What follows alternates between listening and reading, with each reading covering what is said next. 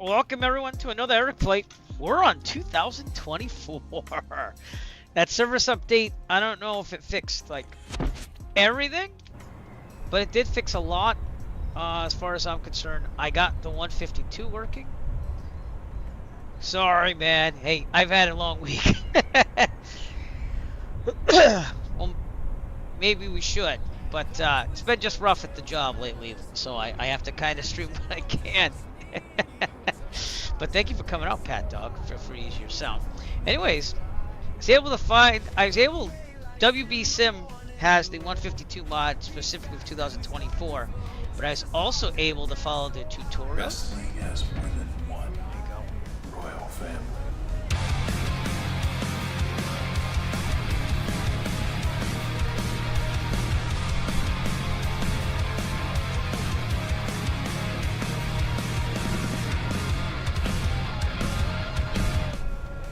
So I was able to get my livery in there for 482 Echo Foxtrot, which is awesome, and it kind of works. So I don't have the right background because I have to make one for this particular plane, but this was a generic 152, so I'm going with it.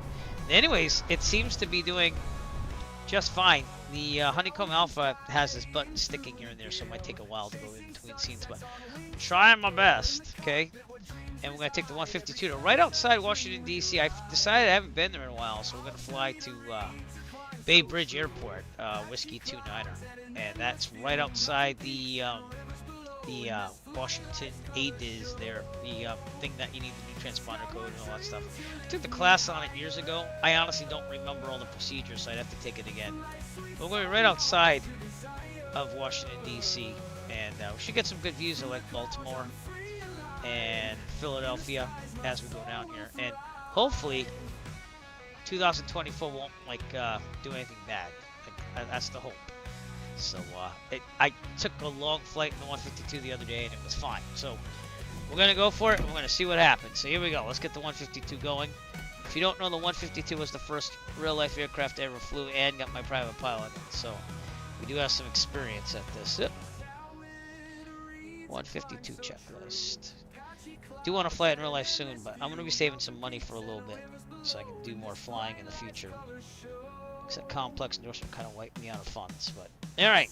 Pretend that the pre-flight is done. Start. Seat track, back lock, and avionics are off. We have to manually turn them off and on, so make sure they're off. The 152 mod makes it so I can just grab these and swipe them left. That's awesome. The autopilot is there if we need it, so alright, car beats off, all the way in is off. Also, I remapped some buttons, but we're gonna see.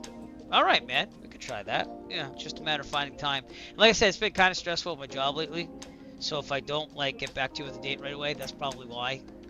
So I'm dealing with a lot there, and I'm just going through it. We'll be fine. I'm sure it's gonna end somehow, and then we'll be fine. So that's the way it works. But beacon on. Mixture full rich. Make sure this is working. It is. Throttle slate. Prime. Squirt in 2 things of prime here. 1, 2. And we should be good. Brakes are set. If this is working, that is. It doesn't look like it is, though. There's the parking brake. Why aren't my rudders working? That could be a problem. Give me a second. Let me turn these off and on again. There we go. Alright. So they're working now. Prime, brake set. Call clear prop. As soon as I'm ready to start. Master on. Max to start. If this causes a couple problems starting, just know I'm going to do a couple things here. Clear prop. Clear prop. Yeah, that's fixing. Still hooked up to my honeycomb. Alright, do the auto start here. So there's a couple things I have to configure control-wise still, but we'll get it there. And armor check, good.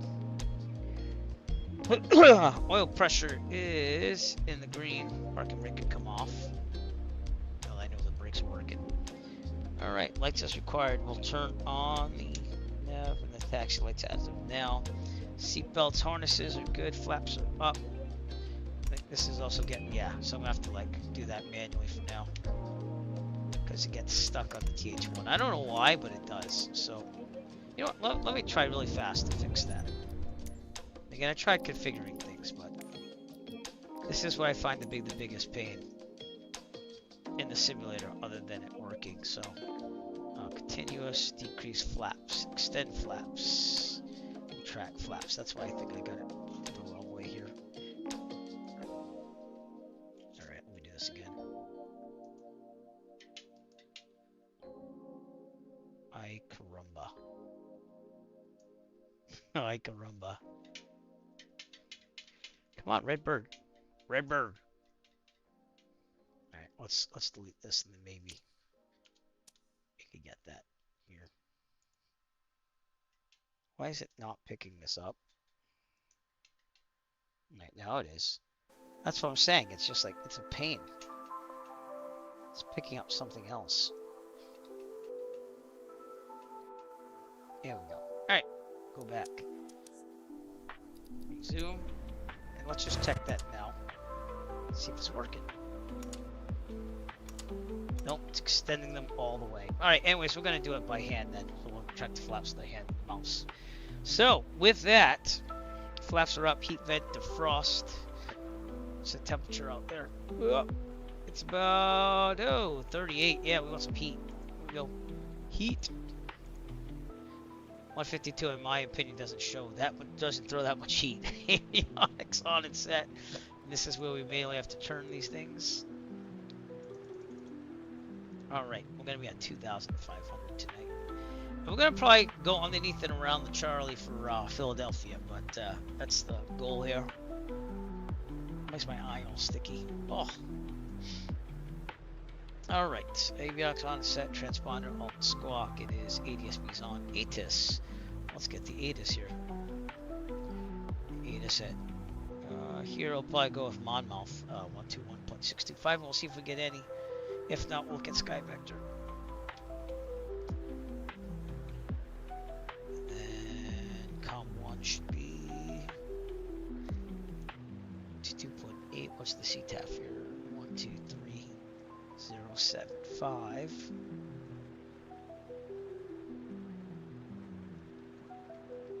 Alright, so we'll leave it there. And we can do those things. Alright. We're not getting any ATIS, so let's get Sky Vector. Sky Vector says winds out of Belmar Farmdale are 290 at 9 knots, 10 square miles, visibility clear. So 290 means that we are going to take 3 November 6. Probably 2-4. Take wrong with 2-4. Alright, good. Altimeter set. It is now. That should be about airfield altitude, so let's double check that too as well. Which is 87 feet-ish. Yeah, that's close enough. Right pattern for 2-4, so we have to remember that too. So, alright. We'll go with that. Uh-oh. There you go.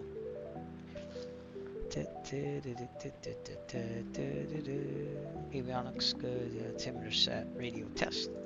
WBSim Unicom. Cessna 2 Echo Foxtrot. Radio check, please. Doubt we're gonna get anyone, but we'll see. Taxi light is required. It's on. Takes the brakes on the way out. And we're going 2-4, which means we have to go down that way. I'm gonna take off from down there. Alright, with that then. 2024, may you work. So let's make this happen. Here we go.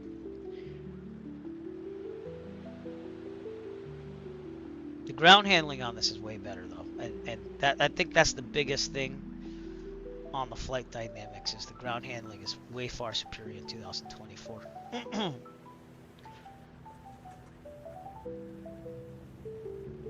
Take off the tablet for now. Like it's not bouncing all around when I'm hitting the rudders and everything. Colors look a little bright. I had to do a little touch up for 2024, but we'll leave it the way it is. Take a look at it after. The trees are obviously way better too.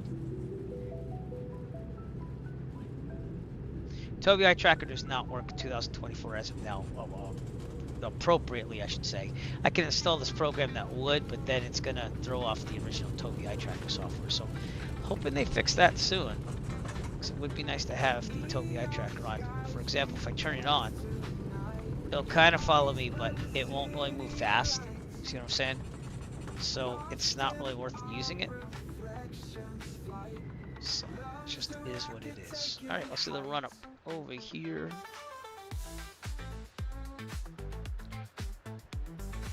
It's going down a hill there. Does this go uphill? Oh, okay, cool. All right, we're gonna do it right here then. Didn't really look like a taxi line. So you know what? I'm actually gonna go right here. So all right, run up. Brakes are set. Fuel is on. Should be right down here. There's only one fuel valve there. We'll just push towards the ground. Trim set for takeoff. It is flight controls. Free and correct. All right, primer's interlocked. We would tug on the primer and make sure it's locked in. There's a little tab that locks on the inside. 1700 RPMs. Alright, we're gonna check the mags, right mag. Back to both. I don't think it did that, so. There you go, back to both. I have to do both because I didn't disable the honeycomb alpha yet. Left. Back to both. Carb on. Pull that. Just go down a little bit. Alright, good. Vacuum is good. Amps and volts. Charging slightly. Oil pressure, oil temp, we're the green. We're gonna idle. Very good. Car feed off. Back to 1000. If there's a problem, take a phone mechanical make sure. Otherwise, we'll abort takeoff, land directly ahead on the runway, as long as there's enough available runway ahead of us. If we are under, let's say 900 feet, this problem mechanical emergency. Otherwise, we'll take a turn to the right. Land down on the taxiway, the grass, the runway, whatever's available to us. Best glide speed, and this is 60. And if we're above 900 feet, actually we won't take a turn to the right. We'll land directly, have no 130 returns, best glide speed 60. If we're above 900 feet, we'll take a turn to the right, land down one on the taxiway, the grass, the runway, whatever's available to us. Best glide speed 60, rotate at 50, climb at 67. And I think we're good on that. Okay, I'm going to turn the strobe lights on and the landing lights on at this time.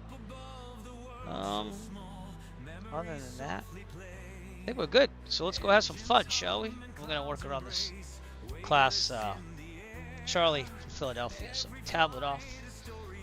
Get over here. Switch to the CTAF. Let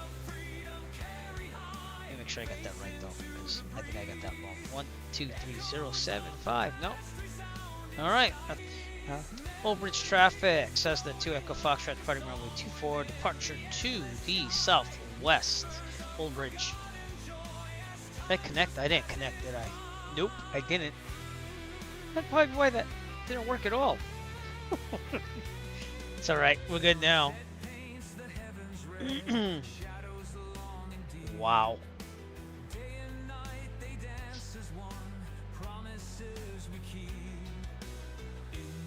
Did that connect? Oh, it is. It's taking a while.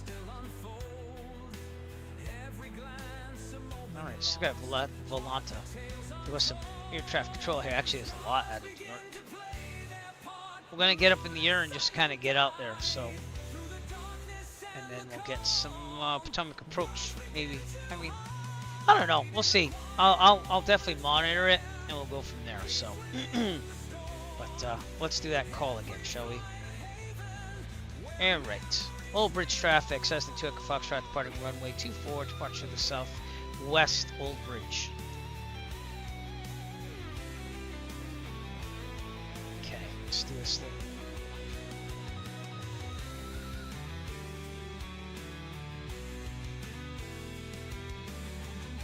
Alright, we are running the frame gen mod, by the way. That's why you see little things like that, but it definitely helps. I'll get like 50 frames per second and up to 70 in some areas. So here we go. On the floor, heading indicator, good, and full throttle. Here we go. Rotate at 50, climb at 67.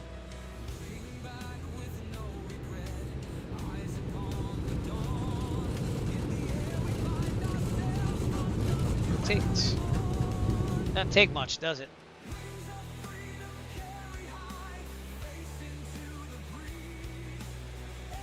There you go. we are off. I'm going to depart straight out because that's where we have to go. So I'm going to set this heading up to 240. Let's see what we got here for this. Oh, that was a bird. Whoa! That's not part of the default scenery, by the way. I did load all my scenery. I'm trying to get the glitches out of it. But things seem to work, so I took out all like the water fixes and stuff, though, because that seemed to be what was glitching. Okay, look outside. There it is, 2 Echo Foxtrot in MSFS 2024. We are on the East server, so if you didn't want to join us, but we're on 2024. It is what it is. Okay, autopilot on, we'll do heading. And we'll also get the arming of the altitude here. Now, here's the deal. This has been giving me a couple issues too. This autopilot, so I have to keep an eye on it. Should be okay as we get to 2,500. And there's no real problems here except for military operation area. Let me show you what we're going to do on the tablet. We're going to go underneath the Charlie here, except 2,500 will be underneath there. We'll be able to go over near South Jersey Regional. Then we're going to head south and get around the Charlie to the outer borders of it. And then continue on our way direct to Bay Bridge. So, shouldn't take us that long. It's a short little flight because if I had any problems and I had to restart or whatever, I didn't want to be here all night. So, that's the way it is. They might be having an event. I mean, a lot of things are staffed tonight. So, again, here are using the Google Map mod too as well. So, looks like it's got to load some scenery here and there, but it will load over time. It deletes the cache every time I load the map scenery. We'll see. It looks higher resolution than the default, so.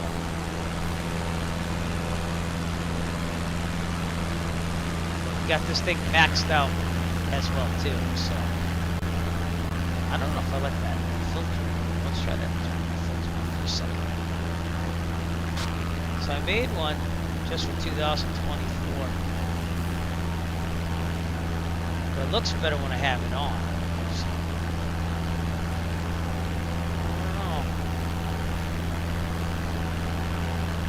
Kind of touching things up.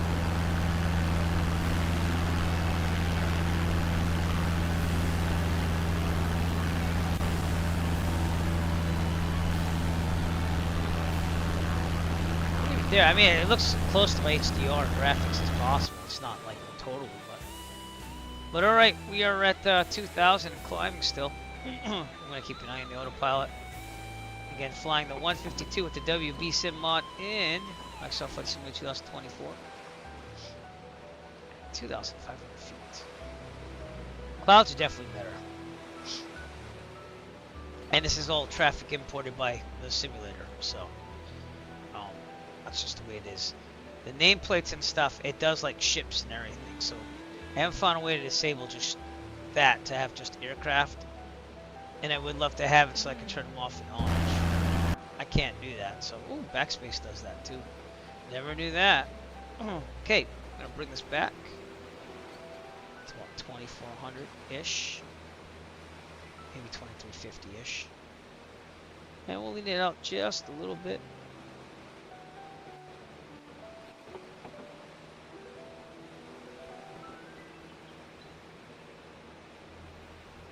But I didn't have any problems the other day with this, so we're gonna see what happens tonight. It's nice to use the simulator I paid $200 for. Now, is that holding? That looks like it's holding. It was screeching alarm saying I hit the altitude before, so I was like, oh, okay.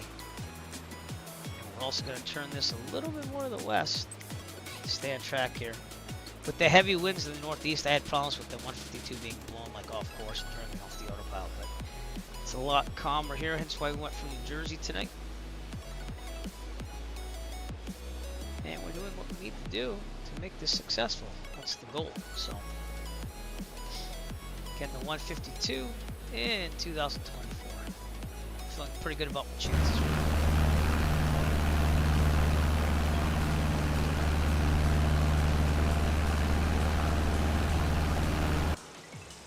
Alright, gonna go with VATSIM Unicom. No, they're kind of out of that area. VATSIM Unicom says that 2 Echo Foxtrot radio check, please.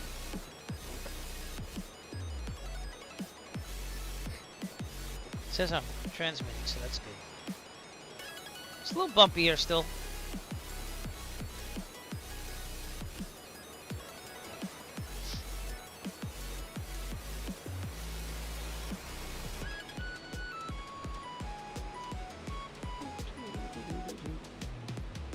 So, might try streaming tomorrow.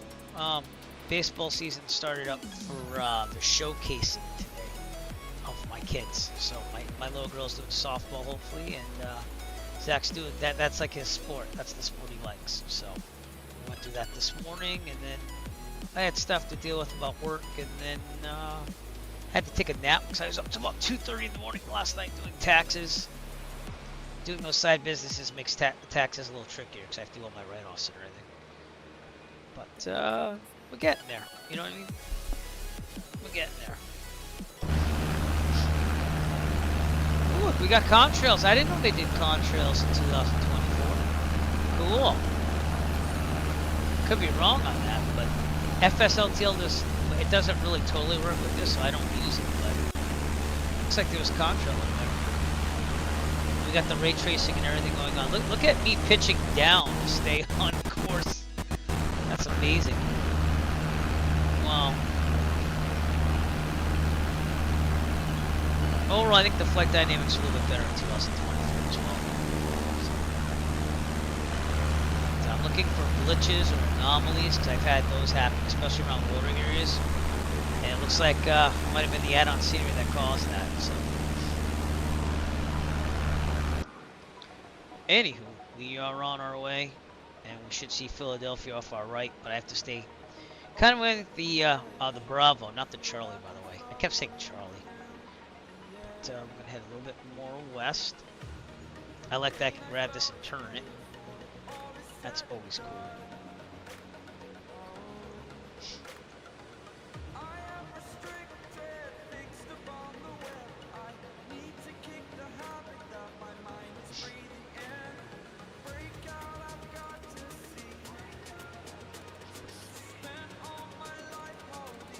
Man, relaxing flight.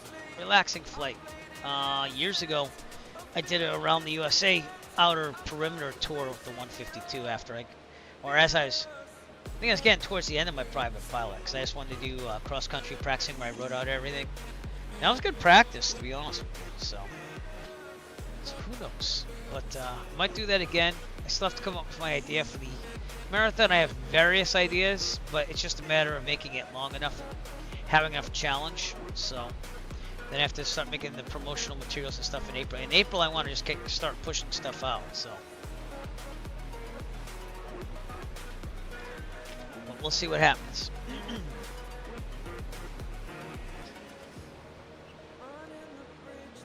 And we're getting kicked around this little 152 a little bit, but it's not that bad. So it seems to be outside of Trenton, New Jersey, which is out there off our right.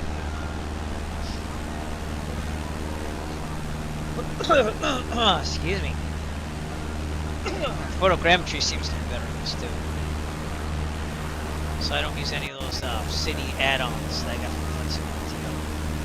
So the only thing I am using is Google Maps imagery for map enhancement. It's an annual subscription. I kind of like the Google imagery better. So. Jersey Turnpike, it's right there. I didn't know we were that close to it. Oh.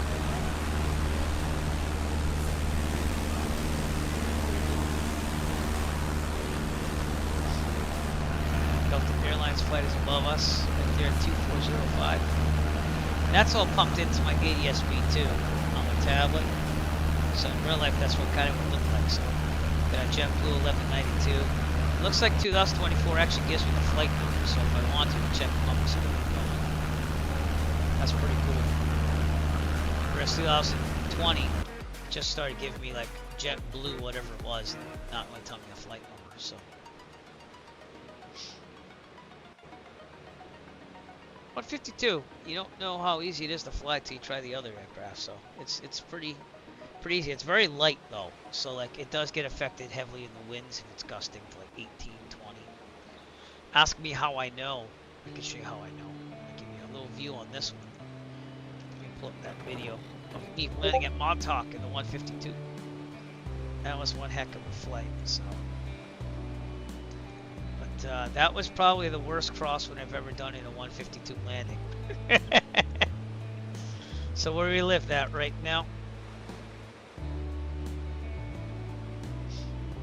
Let me just turn off any ads or anything like that, and we'll watch it. My first and only time to Long Island, by the way. But here is me flying the 152 and landing at Montauk. You can see that seeing I flew over the sound there. I have my inflatable life preserver on just in case. Better safe than sorry. Here's where it is. This is years ago. So the dunes and stuff, and the wind was whipping around pretty good. I think it was gusting at 22. And I said I'd try it once, and if not, I would go back. But everything's fine. I got a nice setup here.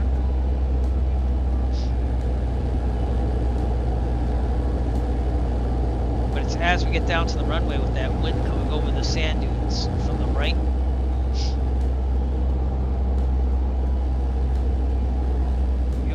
So I'm trying to get down there, and I still get rocked hard by winds in the 152.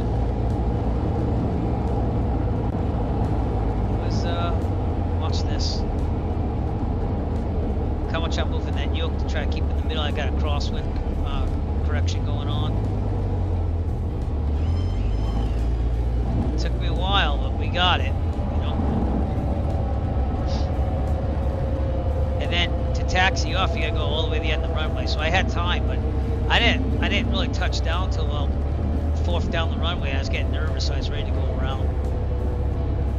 But we made it. That was the most expensive landing fee I ever paid too. I remember flying. I think it was like $25 back then. I've heard stories that it went up to 40. So I don't know if I'll be going back to Montauk, but it was kind of cool to go there in the 152. And that landing was a little hairy. So. Yeah, that's me flying the 152. And this livery is kind of in mode. It's a plane that I did my private in, which is 489090. There's also another one at the school, 46249. That came a little bit after, and I did fly that a couple times before my private check ride, but I stuck with 489090 for most of the flights. Alright, we're coming up on Levittown, out there in the distance. We also have Philadelphia coming out up there. And I do have my scenery installed, so I want to see exactly what's happening, but as you can see from the tablet, I'm going to have to turn a little bit to the south to stay underneath the Bravo. So let's do that right now. Let's go up there. The tablet helps you navigate, so.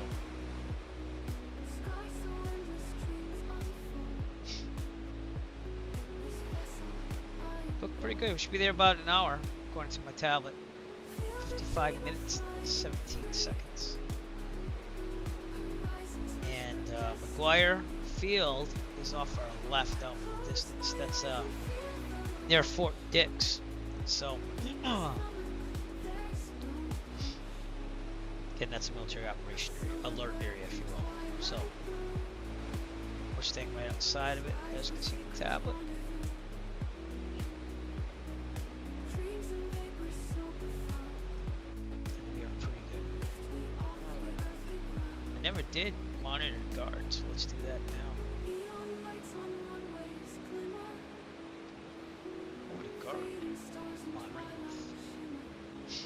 And you know what that means too. Oh, you know what? I never put my chat bot up. Damn it. Oh. Let me do that now. Knew I forgot something.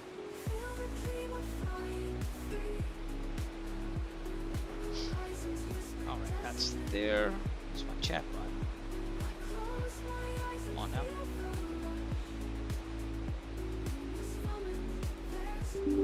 Alright, sorry about the flashing of the screen. Yeah, okay, let's get it up then.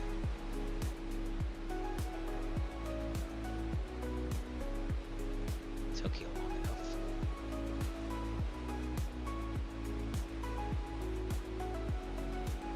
Alright. Been monitoring chat on the Twitch window, but I don't know about YouTube. It's taking sweet time too. But anyways, we are kind of gonna go underneath the Bravo here, Philadelphia in the distance, and make our way to Bay Bridge. Staying out of that A-Diz at all times. That will be the biggest challenge. So there we go. My chat window's up. Yay, I can see.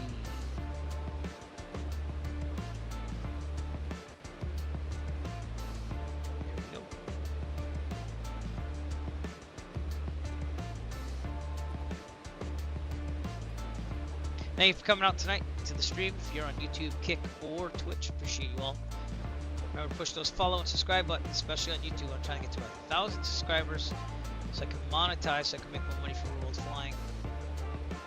The funds are slowly trickling in, but need to keep them going so I can fly more in the real world. Appreciate your support in any way, even just watching the stream. South. You should see Philadelphia out there. What are we doing for frames? Because again, we're kind of testing this whole 2024 thing right now. It's probably loading scenery, which is why it's getting buggy. 43 frames per second. That's with the DLSS 4 settings. I have not installed the newest NVIDIA driver, so I'll probably be doing that later on. It's pretty good, but Philadelphia coming up in the distance. The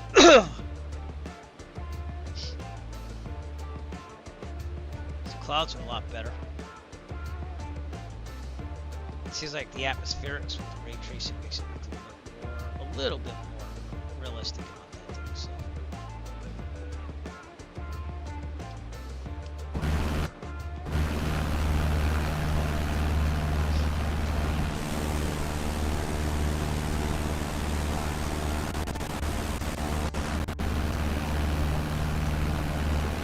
Definitely a lot more rural traffic. You don't have that problem where the names will disappear. So. Ruled weather, but not ruled time.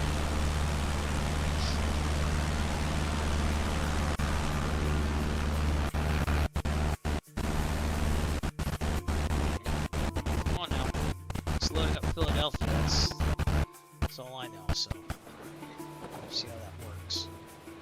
The game also loads faster. The 2024 since Sim Update 1. So you know, seems to be doing its job. As long as we don't have any CTDs or anything, I'll be pretty happy with this as of now. So I think the colors in general are better too.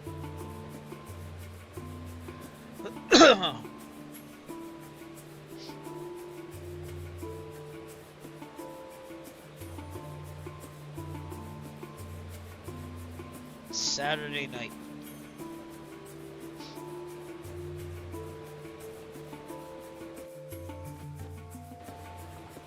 That was a little scary. Okay. Sputtered there. I don't know if you saw that, but again, this is about testing it out and seeing if I can actually stream. At least with the 152. Then my next goal is to try to get the arrow working in this. The problem is before Sim Update 1, it was just not loading the screen. It wasn't even loading the sim. It had a problem with the configuration online versus on the computer. So it just hang at like 97%. And then I unloaded all my aircraft. So like the only aircraft that are here are basically a couple of Coronados, and I want to try the Just Flight. And I'll see if I can get the livery working, because I work hard on these liveries. But I was so excited when I get 42 Echo Foxtrot to work in this. That was amazing. So, because you work hours painting these aircraft, and just want to keep it the same way if possible, you know. Philadelphia, they're out in the distance.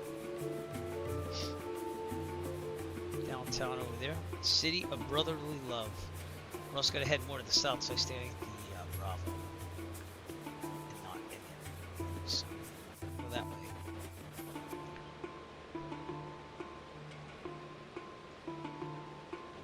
A little bit more. Just to let you know what we're doing here. You can see that the low deck of this class Bravo is 4,000 feet, so we're underneath that. This is 3,000. So we're going to stay in that, and then we're going to go through this one. That's 3,500 over there. And then come out the other side and be okay. So, but we don't want to go into this area over Camden, because that would be in the Bravo. So it's also a restricted area right to the east, which is near Fort Dix there. So, which is out that way.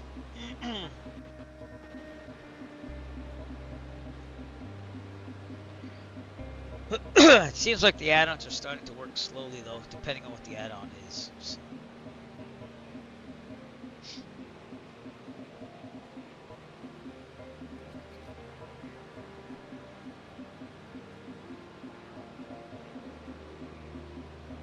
So 2024 is definitely the future here. It's just a matter of, will it keep working decent? I think in a couple of service updates, it's probably going to be pretty decent, that's my guess. It's just that the add-ons have to start working with it as well. So, loading Philadelphia, so sorry for those little glitches, but that's what's happening.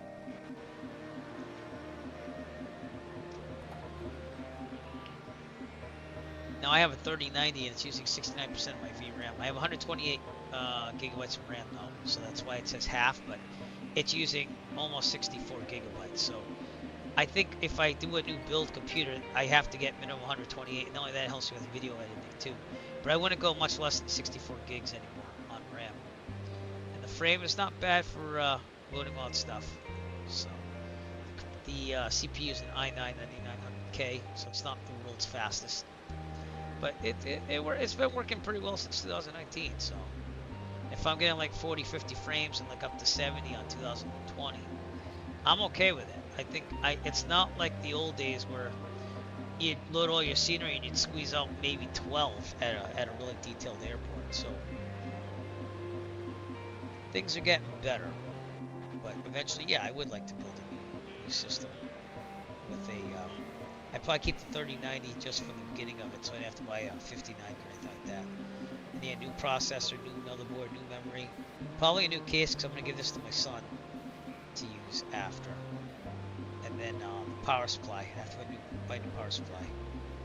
But all those blue screen of death things I had in the past, it looks like it's because the XMP profile voltage wasn't enough to keep it stable in my system, so I just increased it by 0.02 volts. And ever since then, I haven't had any of those issues, knock on wood.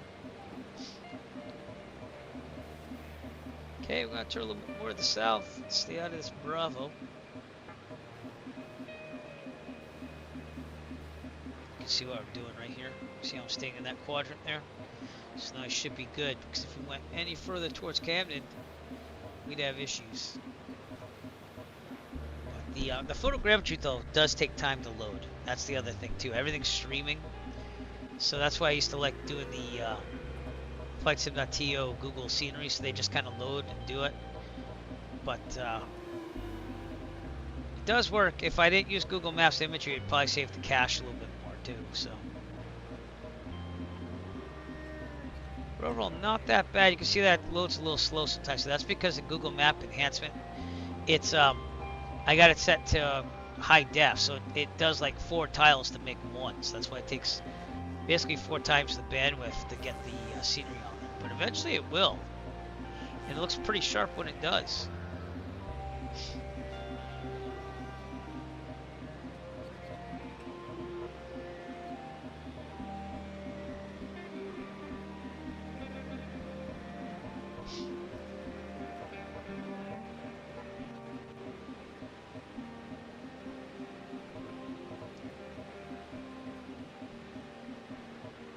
We're heading towards Chislehurst. I believe that would be Maryland, out in the distance in front of us.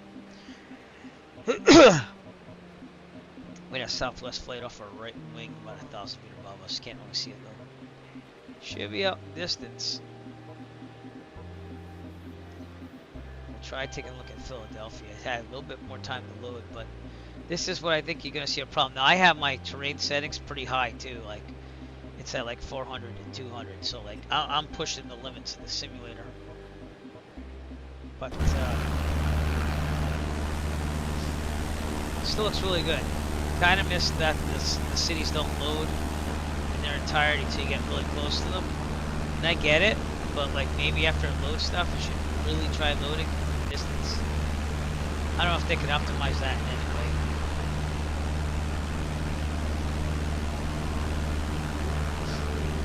There's that southwest flight.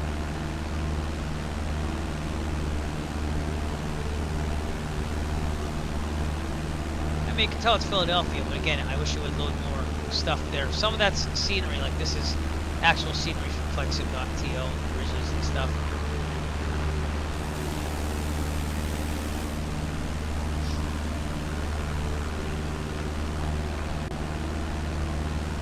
Yeah, we're underneath the Bravo right now. We're gonna be fine. Alright, tips. Hello. Zoomed in a lot there. Hello. Alright, let's get updated pressure setting here. Let's try Hamilton Municipal. Actually, though, well, I don't know if the AWAS is going to work, but let's see. 122.7 because it's on the same thing as CTAF, and sometimes they'll do that at smaller airports.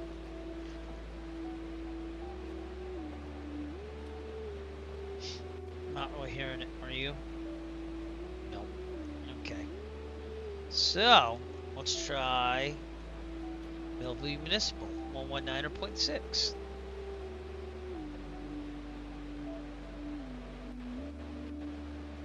Volume's up, set to both. Oh, there it is, okay. Good. Well, altimeter is all messed up, but I'm thinking it's 2901. Victor automated weather observation 040 Zulu. Wind, trees 01 at 8. Visibility 10. Sky condition clear. Temperature 4C. Dew point 11C. Altimeter the voice is definitely better. 141. Alright, back to guard. You know what that means, because I didn't get to do this before. If that's working, that is. It should be working. You're on guard, Whip! Yeah. No, maybe it's not working. Let's try it one more time. Had a couple issues with OBS and streaming things here and there lately. Oh. Well, anyways, we tried. Anyways, we shall do this. Let's hope that works. Probably won't. No, noticing my luck. I think I typed in the wrong command. Let's try this again.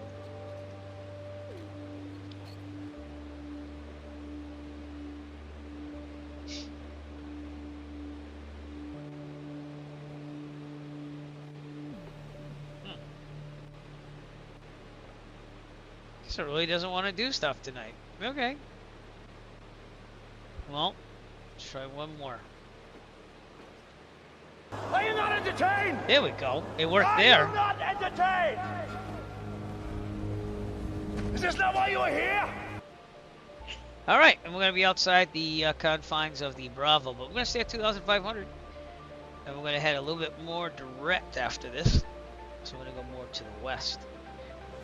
Philadelphia, out in the distance there. Don't know if you can see it. And we are flying 2024 for the first time in a long time with the WBSim 152 mod, which is made for 2024 now. Has been. I don't know if they're going to update it or not, but we'll see. I don't know if there is a need to update it. I don't want that discount to skip there, but yeah, looking pretty good tonight.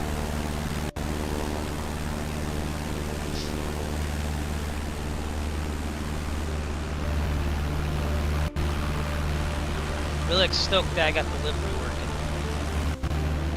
They had a whole tutorial on the WBSim Discord to do that, so didn't have to change anything. It's just formatting.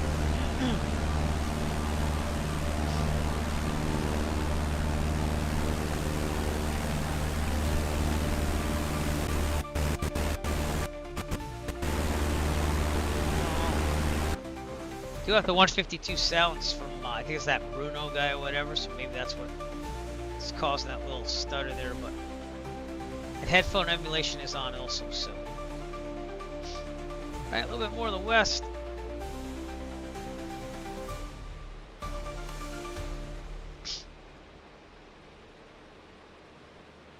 And they're probably watching me like a hawk on this thing. Oh wait, no, they're not, because there's nobody here. Okay, but regardless, I'm going around the Bravo, which is what I would do in real life. And I'm going direct once I know that I am clear to go there.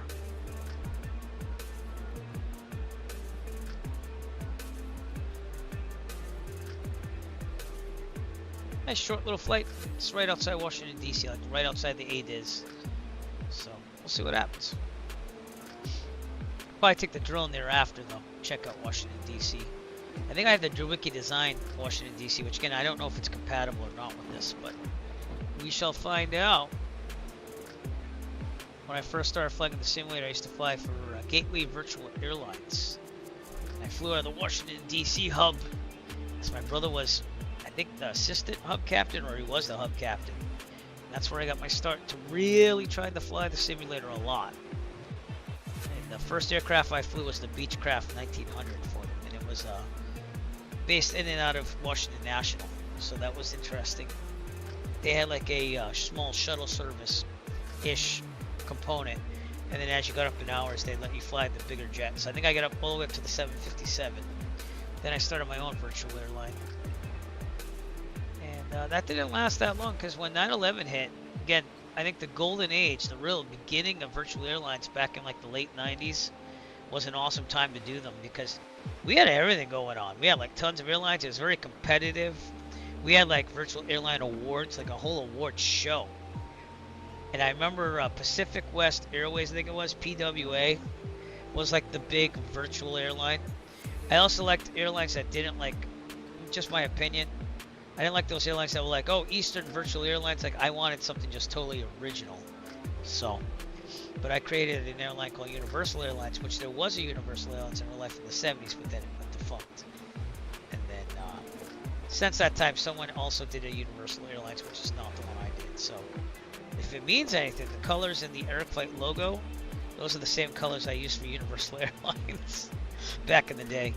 So, I mean, I used to love those days. Of course, it was a lot easier because I was like college, and you had some time in between lessons and stuff, classes. I did work all through college, but I'm just saying, like, I had time, you know, to do stuff like that. So, but yeah, if you're young and you get into flight sim, enjoy it, because you get old, you might not be able to do as many things. Like me, I have to just pop on here when I can, like tonight.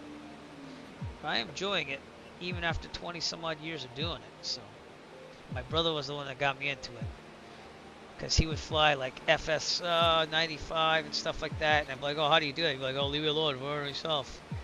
So, but we did it. Just wish I could have flown him once, though. That's the only thing I regret. So, all right, we're gonna turn to the west a little bit more and get on track here direct. So let's see if I can get a heading here on the tablet. I just did direct too. Yeah, so we're about there. And we're gonna make it. We're gonna be there in about 40 minutes or so. We can go on this part of the Bravo because that again has a floor of 3,500 feet, so we're fine. Oops, it's a little stuttery, I won't lie. Little stuttery. Philadelphia was out in the distance over there. The tablets can see things.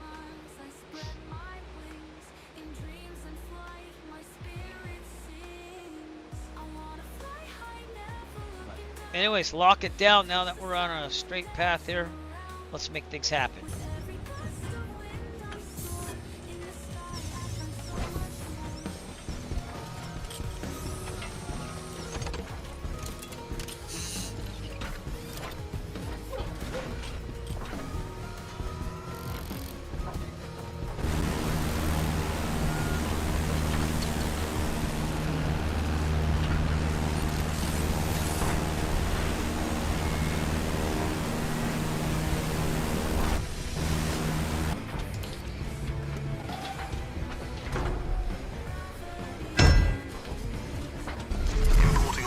preferences from home interface.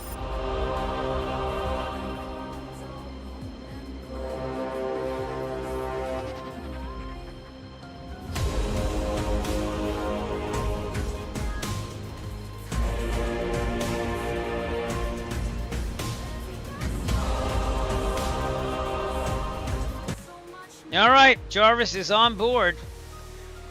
Let's get this thing done. I guess that command doesn't want to work tonight either. Boy, that stinks, huh? Oh, there it is. It's very delayed. Importing all preferences from home interface. Systems are now fully operational. No, the internet's not having the best night of its life here or anything, but you know, we'll keep trying. All right, direct. We're 70 nautical miles out, and we're gonna go very early here, but let's get things ready to go here. So AWOS is gonna be 120.575. Leave that in standby. CTAF is 122.725, so we'll get that ready. It's getting a little bumpy out here. Whoa. Getting very light aircraft there. This thing weighs about 1,620 pounds or so when you have full fuel and weight in it. So and it carries typically about 400 to 500 pounds.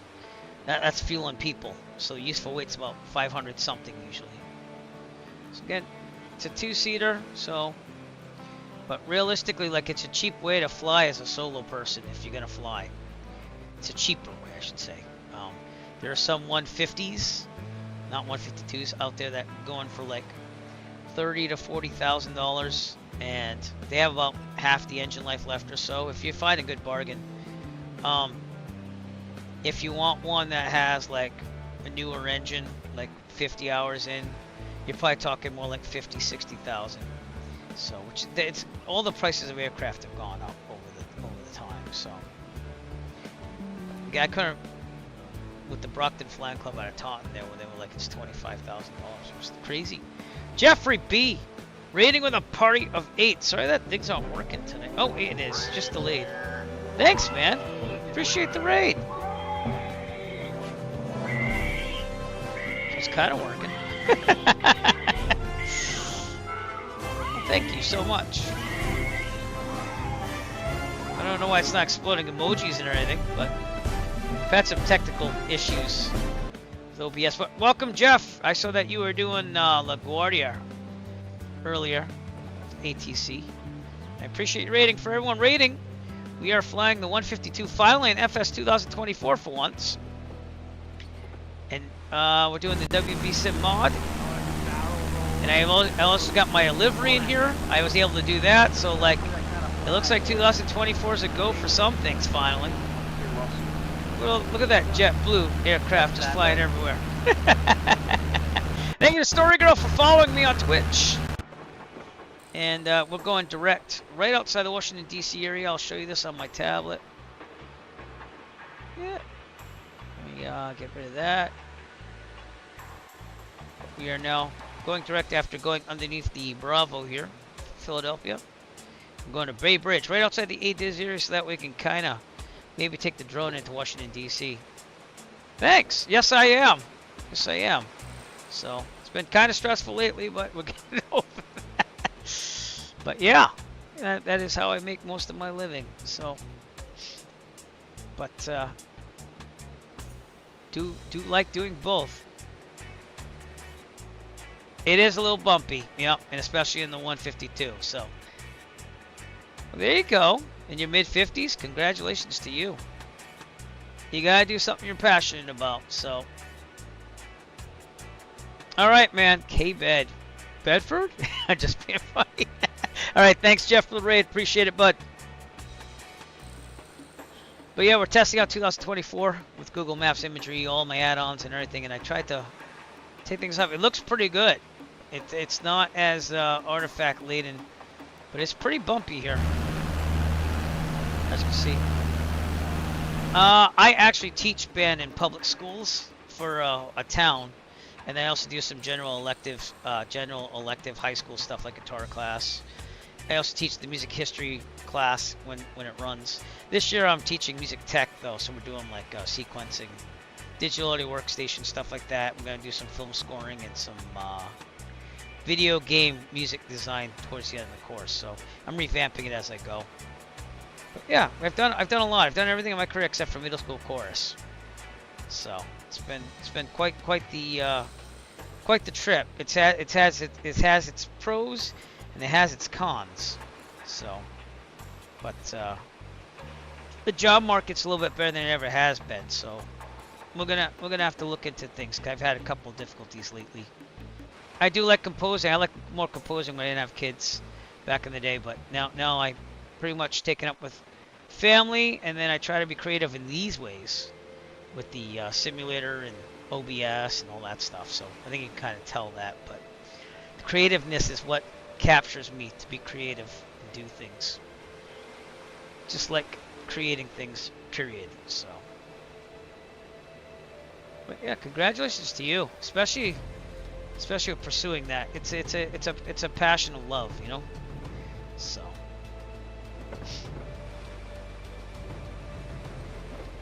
I'm a big believer.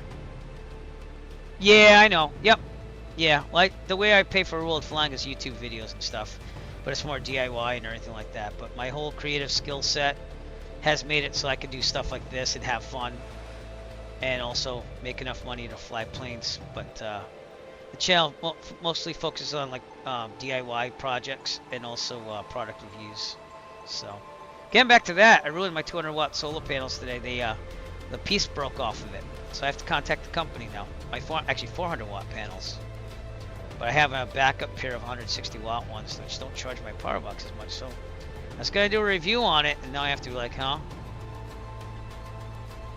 Yeah, well, IT and music have a lot of connections. People don't know that. I was in computer science at Northeastern University before I switched to music business, and then I transferred to Berklee College of Music, and I did music education and performance, but I didn't finish the performance. I did like recitals and stuff for people, and went to like the 6th semester of lessons and stuff, and then I was like, I gotta get out of here. So, and it wasn't because I wasn't liking it, it's just the money, you know.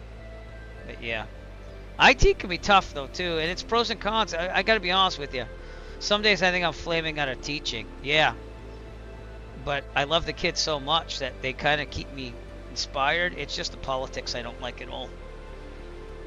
Kind of tired of politics. So, and that's what I've been dealing with lately. So that's all I'm going to say about that. But we'll see. I do like what I do. So, and I think that this year the kids are showing more than ever that they actually respect what I do, or at least have fun with it. But yeah, it's been fun. Yeah, pros and cons to everything though. But if you could create things, make music libraries and stuff like that, it takes a lot of work. It's like doing YouTube videos. You got to keep it going, because when we had COVID, I was making $800 a month just on YouTube videos, and life was really good, but everyone was home. And then when we started going back, that went slowly down. I still make money to fly, but it's not like that. So that was my golden age. And I'm trying to get back to somewhat of that, but yeah. But if you're a creative person, you can do a lot more things than the average person. So that's the way I feel. If you have to push yourself though. But like, I've always thought about maybe getting some programming certificates again. But I'm getting towards my 50s now. I'm halfway through my 40s, and I always thought, man, I'd love to do some side stuff if possible with that. But I guess this is the side stuff. So yeah. Yeah, it's just the politics stuff, yeah. And you have no control over it. So, even when you try like being proactive and getting things done in the right way, it's just tough. And I want to kind of stave off of that. I could be here all night with that. I don't like to rant and rave on it. Just do the job, have fun with the kids, and be there for the kids, the students. That's what it's all about. Alright, we're going to be crossing the Delaware, much like Washington. It's funny because one of my recent Temu buys has been this Good. That's awesome. See, like, that's what I'm saying. Like, I'd love to have that option. But I haven't programmed it forever. It comes in handy when I do JavaScript and stuff, or like for the commands in this broadcast.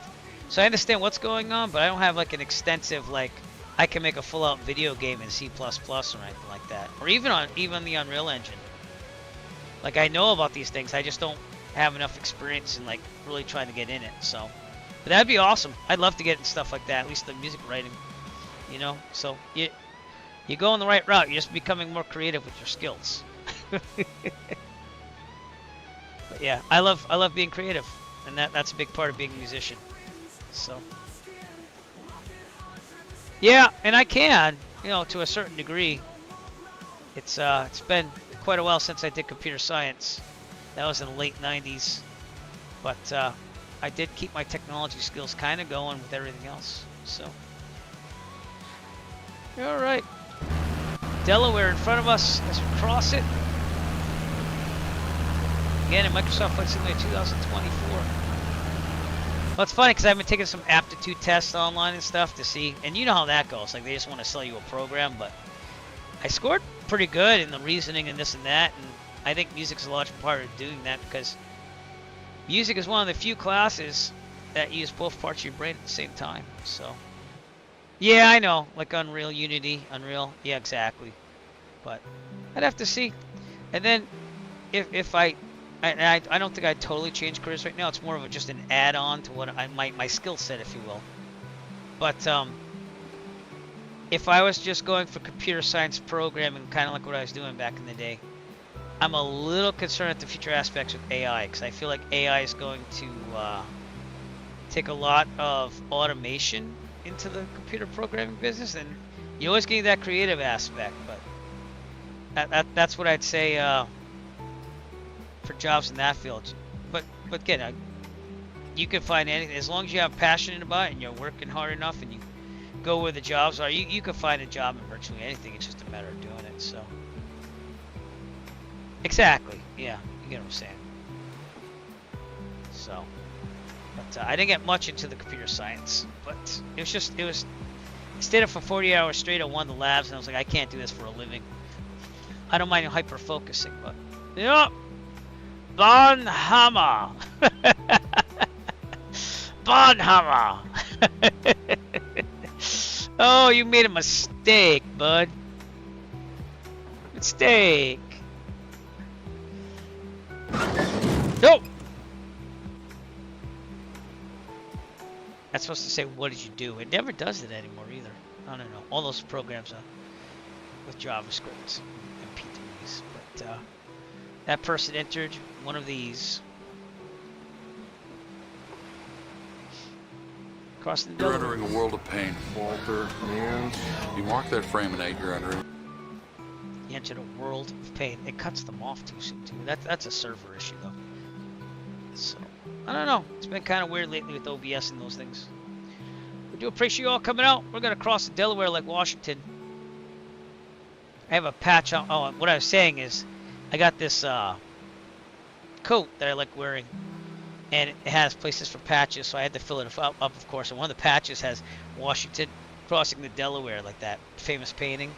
And it says, America, the place where we wait, you know, see you in the morning and basically kill on Christmas. So I thought it was pretty funny. So,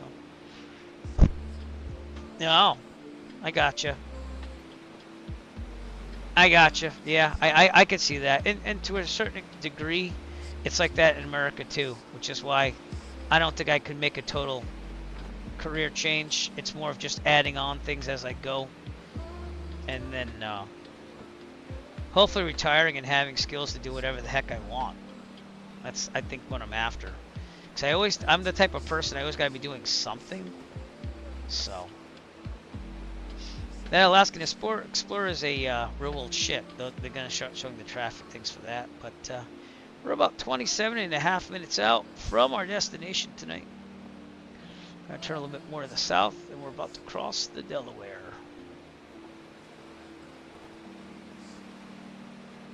Look at that scenery over there. Oh, wow. But even AI music, like, know, like this. Like, it's amazing where it's going.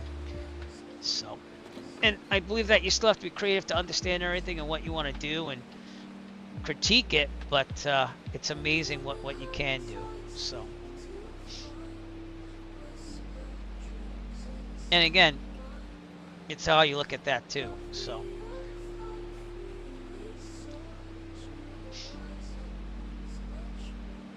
yeah, that's pretty much how it is in America too. It depends on how much you work for, you know. Yeah. And then how many years they're going to get out of you, really, if they're going to invest some money into you. Yeah. But, I don't know. I think people just have to kind of do what you're doing, which is try to put the skills together that you have and make something out of it, you know? So. And where I teach, there's not a lot of kids that are told that. You know what I mean? Like, I've got kids that want to enter trades. I have one that's a senior right now in band. We just talked about him. He wants to do welding.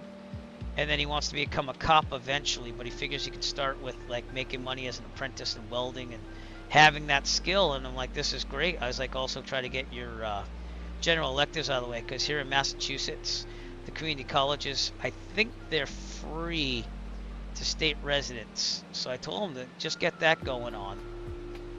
But it seems like he knows what he wants to do, you know.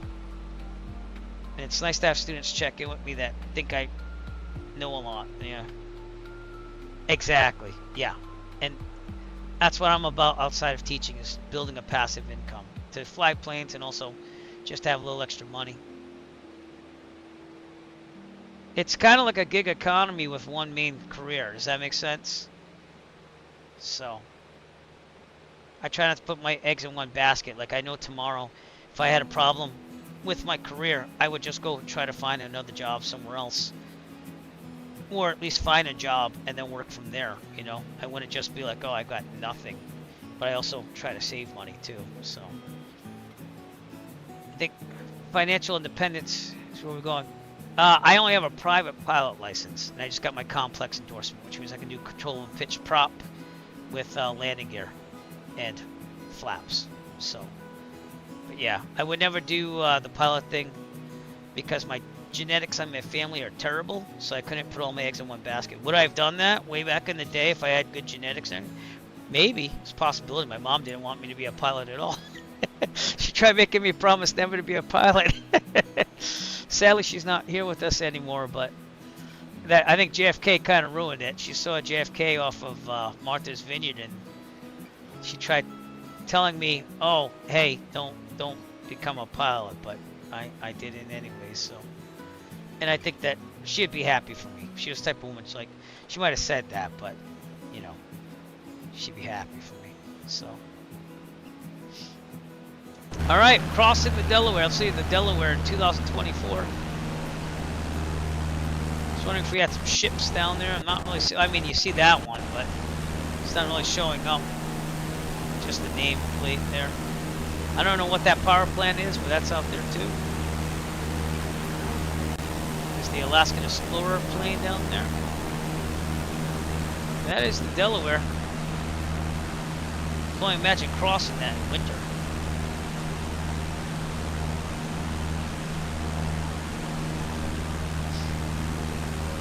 They did that back then.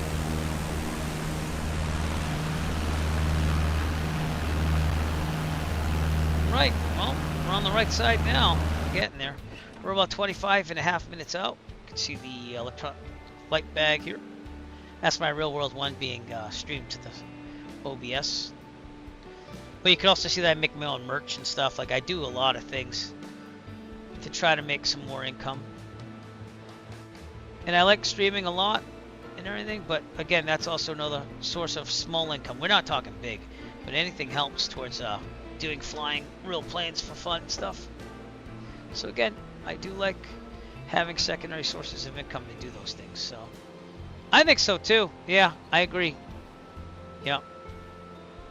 I haven't had good luck with this. The first stream I've been able to do in a long time in 2024 after Service Update 1.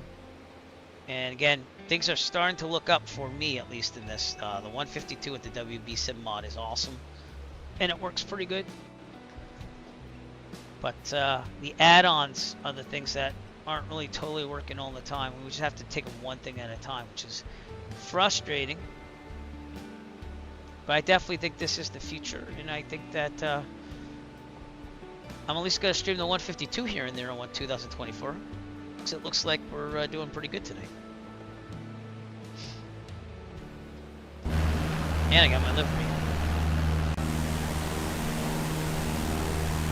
Not in the pilot seat anymore, but we'll see, because it uses the old pilot from 2020. So I'm going to see if I can go in there and find the graphics for that and put myself back in the 152. Because I made my own character with my face and everything. The clouds are amazing. I think that the ray tracing does help. Again, this is all maxed out too, so I was quite shocked that I was able to make that happen on the 3090 with the 9999. Okay.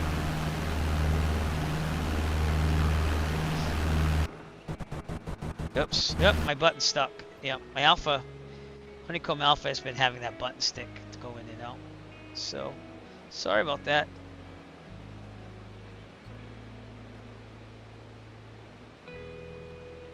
Yeah, I don't know if that would be the way to do it though. I think it's just the developers, because you could kind of put 2020 aircraft in. It's just a matter, do they totally work or not? But I think the developers on the payware need to like get in here, because the ground handling in 2024 is amazing compared to 2020. It feels more realistic in 2024. So I think it's really. I've always said this about the flight dynamics. Everyone's like, X-Plane has better flight. I gotta be honest with you. I think if you get the right developer who actually knows the ins and outs, like intricately, of planes and the flight dynamics, I think this could rival, if not even beat, X-Plane. It's just that you gotta program it the right way, and you have to tweak it the right way. Like this 152 mod's pretty amazing. It's not perfect, but it's the closest thing to a 152 I've seen. You know, and I couldn't fly the original. The original is way overpowered. So this sits in the right place. It's about 95 knots indicated. We got about 2375 or so on the RPMs, and that's about what I get in real life. So, and I think the eye candy in this is way outdoes X-Plane. So, and I know that they have kind of like what I'm running right now, my map enhancement scenery from Google. They have that for X-Plane, but I never could get into X-Plane. I tried X-Plane 11, and I never got the 172 to be kind of like what I like it. And I think the WBSim 172 mod's amazing too, but that's kind of workaroundable in 2024. But you have to download the old 2020 version to get it to work with the mod. So like I did that at one point and it was working, but then I was like, I don't know. So hopefully, even though they said they wouldn't do it, hopefully they'll make a 2024 version when the 172 works. Because I'm still having problems with the Steam Gauge 172 in this. It, like the autopilot or something doesn't light up, or this and that. So still quirks. The 152, it's working pretty good. Traffic loads pretty well. And the seasonal scenery looks pretty good too. So. Oh, I know. Yeah, I could see that. And maybe to a certain degree they could do that, but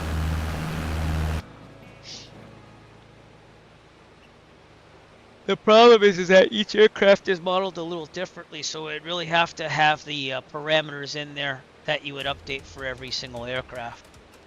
And I bet you people would buy that thing too.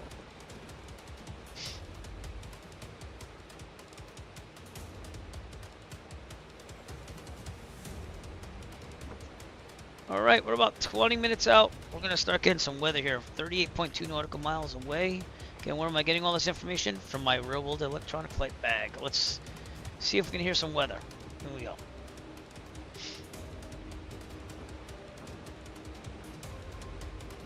I think that might be a bug too. So I had to set them both. It should just switch right to it. Unless I just can't get it from here. All right, well, we'll leave it on. We'll wait for it to load. Yep. Well, I did like doing 3D design in FSX and Prepared, but I never really got into it I never really had the time to get into it with 2020 or 2024. So, but my friend DigiDriver does, who's also a programmer. I think he does like IT work too. So shout out to DigiDriver. Miss you, my friend. Actually, that was the sound. Yeah, I meant to do a shout out. But anyways, we'll do both. So that's the sound. Here's a shout out to DigiDriver. Yeah, you might remember that. I think it's the Windows NT startup sound. That's what he requested for his sound on stream to announce he's here. But all right, we will be going to the Chesapeake Bay here. And we'll be landing right before the ADIZ for the Washington, D.C. And then we'll take the drone in and we'll check out Washington, D.C. That was the goal for tonight. So but I'm just very excited that this is working pretty well for the 152. Things are looking decent. It even has the pilots in it now too. When they first had them on, there were no pilots on the inside at all. So we'll see what happens. I'd love to get the Just Light Piper Arrow in here. That'd be awesome.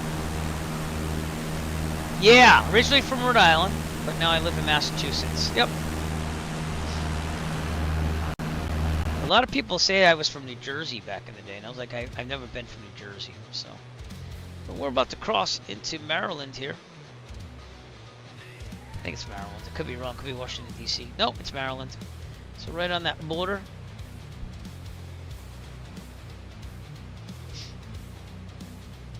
But yeah. Haven't been to Australia at all either, but yeah. No, I'm about 30 minutes east of Providence, maybe even 25 minutes. So you know exactly the area. I'm in the rural part of Massachusetts, right outside Providence. But I actually grew up 15 minutes north of Providence. So, yeah.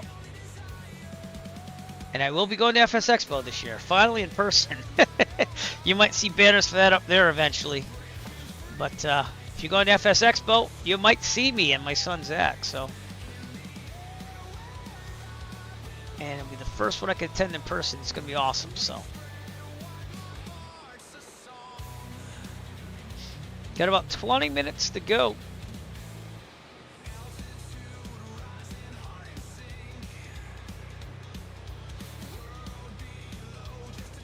Southwestern Mass, yeah, probably like Springfield, that area.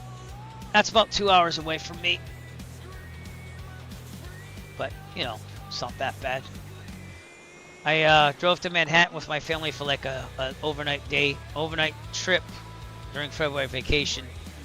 And we went right near Manhattan. We went to the Meadowlands where they had a mall and a amusement park in the mall for the kids. So that took me about 3.5 hours driving. So again, in the Northeast here, we are close to things. I mean, relatively, you know, compared to other places.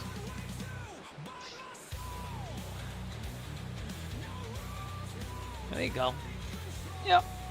I do like that things are closer up here in the Northeast than other places, but every place, again, has its pros and cons.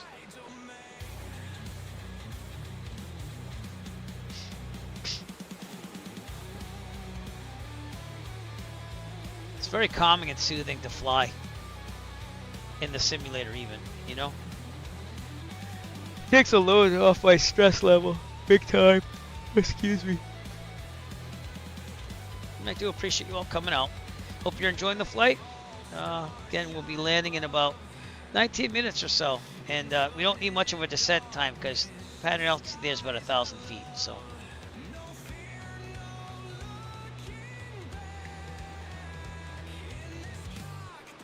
Now, I could have done a flight following with ATC on VATSIM, but I don't really feel like doing it because again, we're kind of testing 2024 and do one more thing. And legally, I wouldn't have to do it. So we could just fly like this and stay underneath the Bravos and all that stuff. So now, is it the smartest thing to do? Well, probably not, especially around Washington, D.C. But we're good. Snake, what's up? How's it going? Haven't seen you in a while. Appreciate you coming out, sir. Starting to see more regulars here. It's very nice to see, and I appreciate that. So thank you.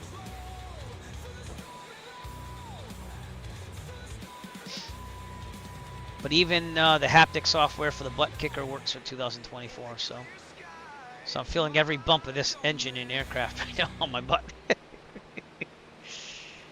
But I'll tell you one thing too, Story Girl. It's reassuring to hear other people saying that they want to increase their skills to do different things. So I'm kind of having a really thoughts on like what else could I do to have more skills doing things, to have more options lately. So, and I'll always be teaching, but I just kind of feel like I want something else at the same time. So, been working a lot. Me too, man. I've had nothing but stress at work, so we're getting over everything. So, yep. Megatar, how's up? Thanks for coming out. Thanks for being brand new to the channel, and I appreciate you being here. Just getting into the sim 2024. It's starting to work slowly, so it depends on what you want to do with it. But yeah, we're doing our first real streaming on 2024 because before it was just giving me trouble after trouble. And tonight in the 152 mod, it's doing decent. I want to say it's perfect, but it's definitely decent the way it's going. So, but yeah, well, welcome, and welcome to the hobby. There you go. Yeah, you know what I'm saying. That's what I was going to say. It'd probably be kind of like Texas. I have a niece down in Texas, and my brother used to live down there before, you know, he passed. But it's basically saying that you have, like, big cities, and then you travel for, like, 1-2 hours to the next one.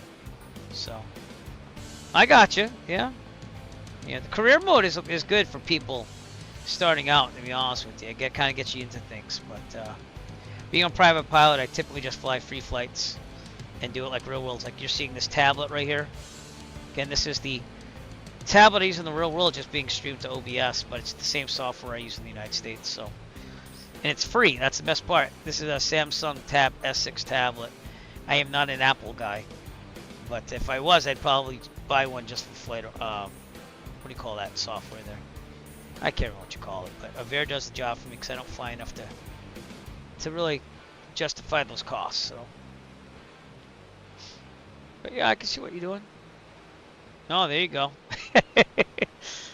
Yeah, you got a lot of nature out there in Australia, from what I understand. Though I've never been out there, so.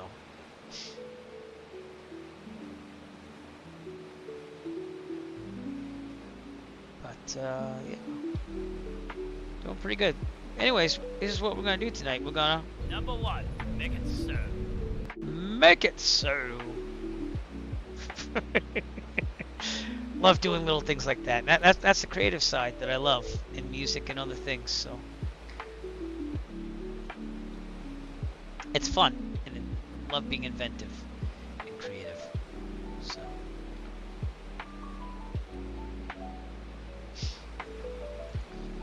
But all right, that's coming up. Bay Bridge. We're about 26 nautical miles out. I'm surprised I'm not getting any weather by now. So let me.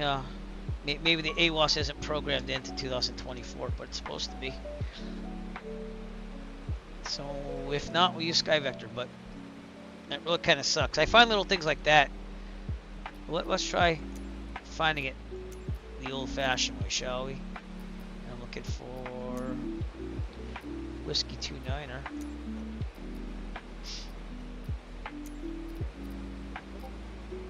They should have a thing where you just type in the symbol and it finds it for you. Because this is aggravating. In real life, we just read the sectional, put it in there. It's not even in there, so I doubt they have it. But anyways, let's look at Sky Vector then. And we'll see what it is. Okay, it's definitely VFR. 320 at 7 knots. And varying between 290 and 350. So we'll say 320 is kind of in the middle. Yep, 10 square miles clear. Alright, and if it's 090, I'm going to land runway 11.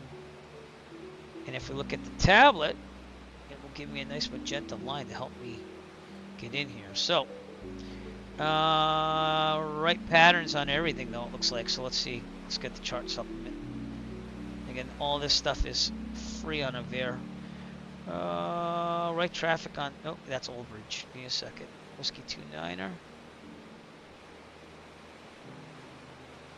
It's a right pattern, but I don't know. Let's see. 1-way 1129er.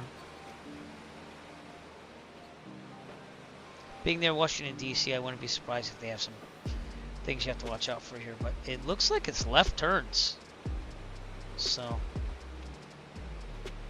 If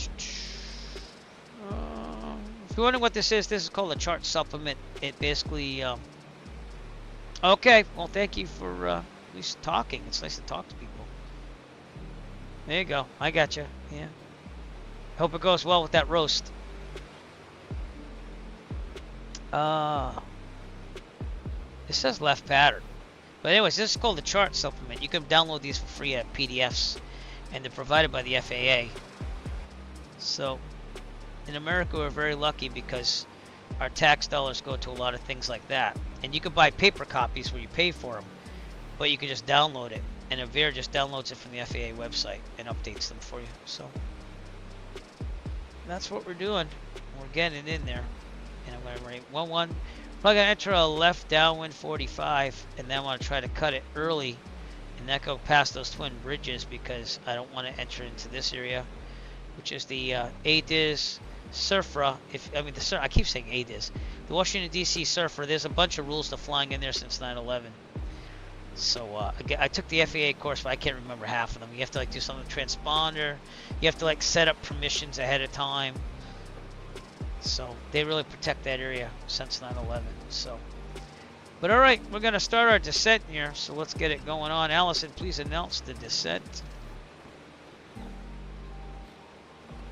Ladies and gentlemen, as we start our descent, please make sure your seat backs and tray tables are in their full upright position. Make sure your seatbelt is securely fastened and all carry-on luggage is stowed safely and securely in the aircraft. Thank you. Trim for 500 feet per minute.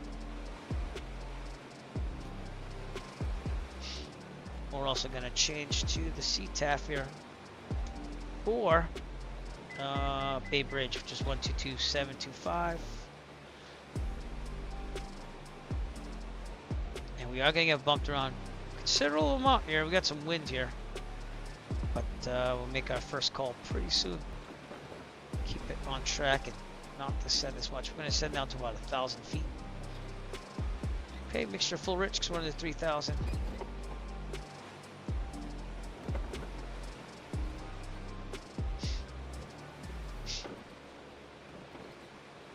Things are looking decent. I used a lot of fuel, huh? Thought I filled it before I left. Obviously I didn't, but we still have half. And the tablet that they have for this WBSim mod, it does work for fuel. I guess it didn't full, even though I kind of did it through there, but probably because, oh, I know why. Because it restored the state. Alright, so for now on I gotta remember to do it through the tablet and not the sim. Alright, getting blown off course here.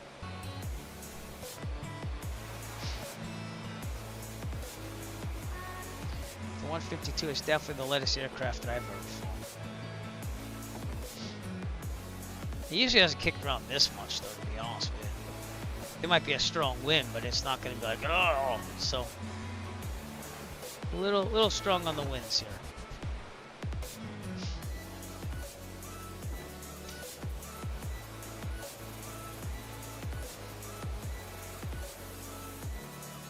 Gonna have to fix this flap switch on my TH1.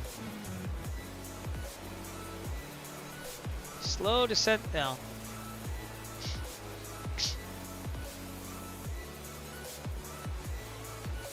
Definitely have a strong wind from the right. So I don't know about that.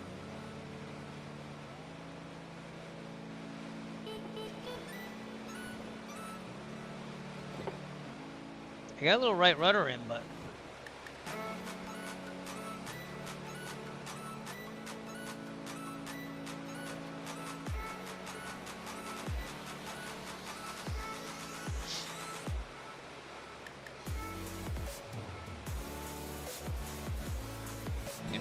climbing.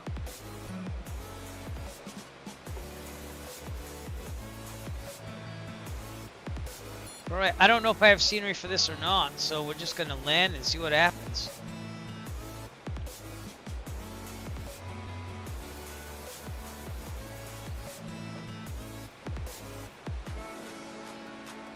real world weather, but not time here. So, nighttime looks fantastic in this simulator, if you ask me, though. I think it's a lot more realistic than 2020 even. I still have to fly it more to make that totally an assumption, but first impressions, it looks better. I do miss my Tobii eye tracker right now, which again isn't fully supported by this yet. There's a way of doing it, but it's takes out the original Tobii eye tracker software, so I don't want to do that because 2020 I got it down to a science.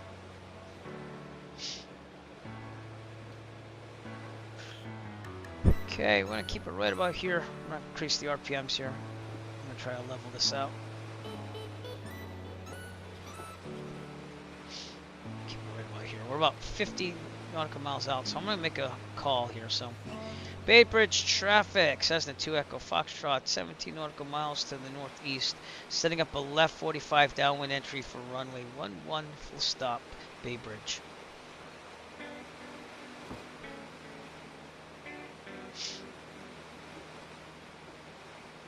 There's that bridge there out in the distance.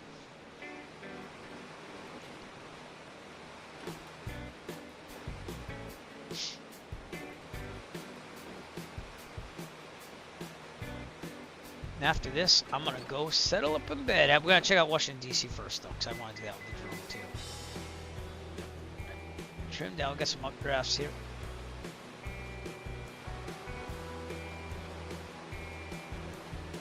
Keep going.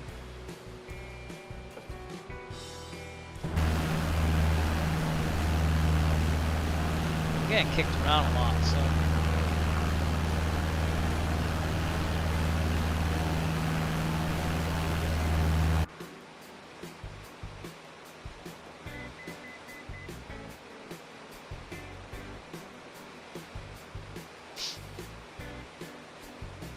That SV Namaho is a ship out there, so. And it's kind of cool to see that the ships are more looked at in 2024, but there should be a way of just turning off the ship nameplates, which I haven't found out yet. I wish they would make that.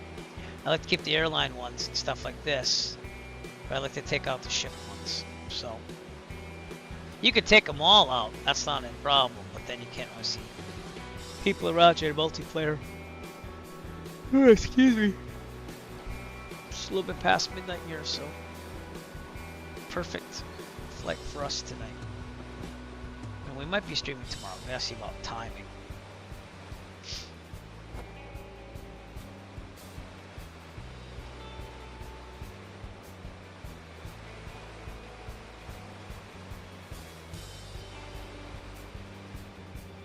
I don't think I've ever landed at this airport in the simulator at all. So we'll try it out. First time for everything. This is what we're going to try to do tonight when we land there.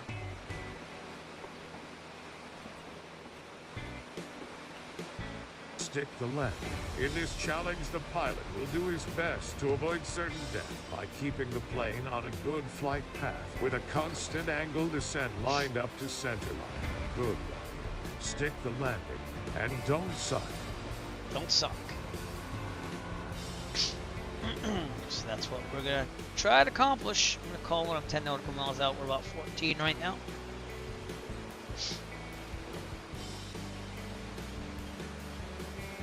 Man, this wind is just kicking butt.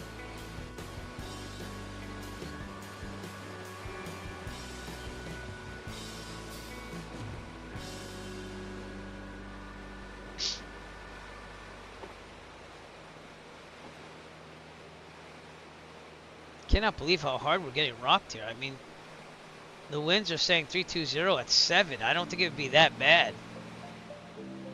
It's definitely from my right though, so that's kind of nice to see because it's supposed to be from my right. But I don't know. There's got to be some gusts or something going on. I know there's some storms, but this is ridiculous.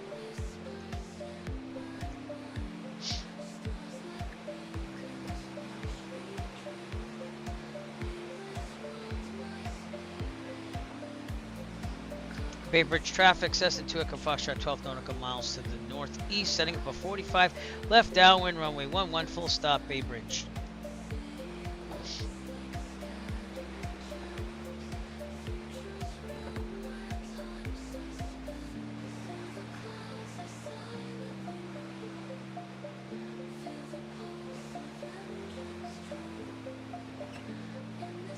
that was a little off, huh? Wow. Just noticed that. My DG.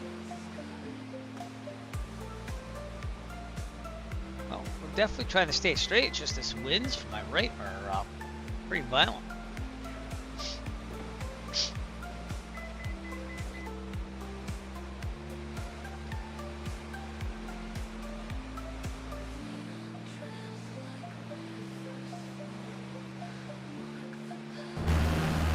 Chesapeake Bay coming up.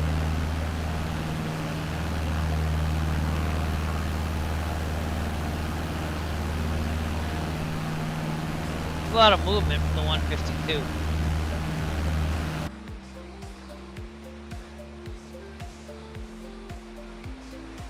Oops. That's not totally realistic if you ask me. It's too much rocking around. Now that could be because I also run a program called... Oh, I guess it's not even running, to be honest with you. Huh. Oh. Well, I'm not gonna fix it now, but... No, so this is just Microsoft Flight Simulator weather. Just seems like it really kicks, I guess. But usually I use this program, Cat Turb, and it's supposed to do like winds off the ground, and also like read real world data and be more realistic. But I don't know if we could put that on there right now. Probably could. I could actually. Let me start it. Let me see if that makes a difference. Sorry about that, everybody. And it should load some wind here in a little bit, and then we'll see what happens.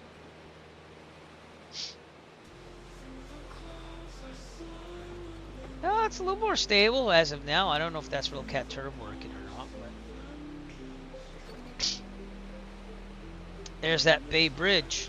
Again, we're gonna turn. But no, still getting some winds from our right, yeah. But it's supposed to give you like turbulence and stuff, realistically.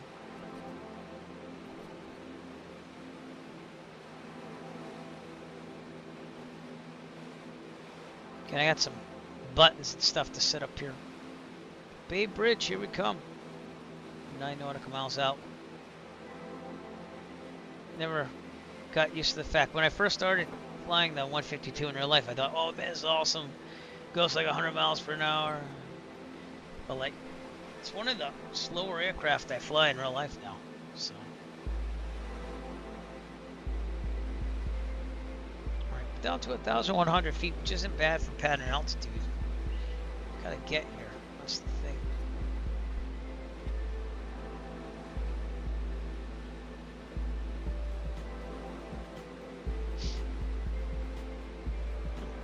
Muffin and Moochie, thanks for rating the stream, my friend. Why is it not doing the rating command? No. How are you, sir?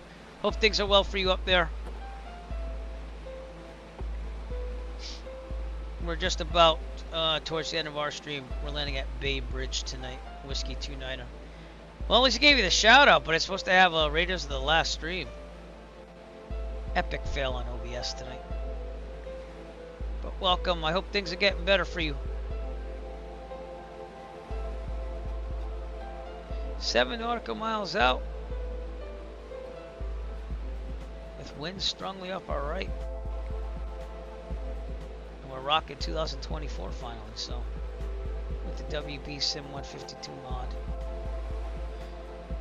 With wind everywhere though.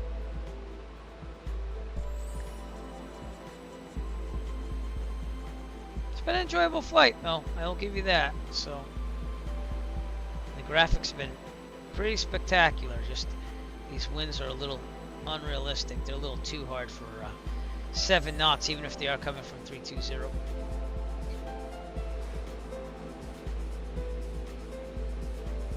Bay Bridge traffic, Cessna 2 Echo Foxtrot, 6 nautical miles to the northeast on the 45 left downwind for runway 11, full stop Bay Bridge. There you go. Where's this airport though? I don't really see it. It's supposed to be right in front of us, so it's supposed to be like right here. I don't know if I see it.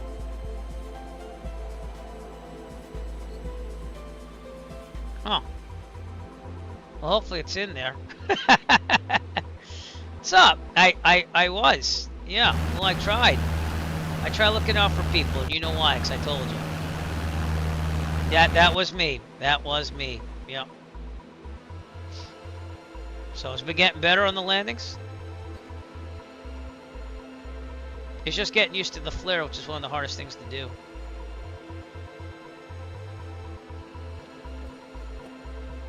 You're welcome. You're welcome. Appreciate it. And I helped you. See, I'm a teacher in real life. It's not much of a stretch. Well, there you go. Awesome.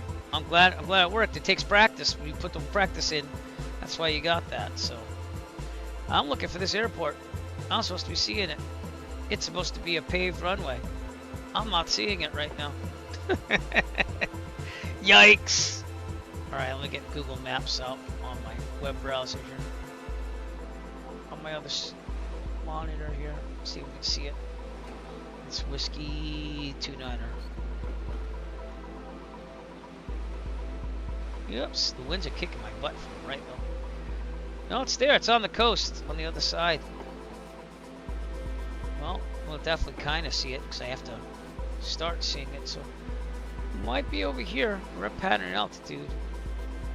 And, oh, it's right on the side of the bridge there. So it's actually over here. Yeah, I kind of see it now. Okay, there we go. Bay Bridge traffic, Cessna 2 Echo Foxtrot, 4 nautical miles out, 45 left downwind, runway 11 full stop. Whoa, Bay Bridge.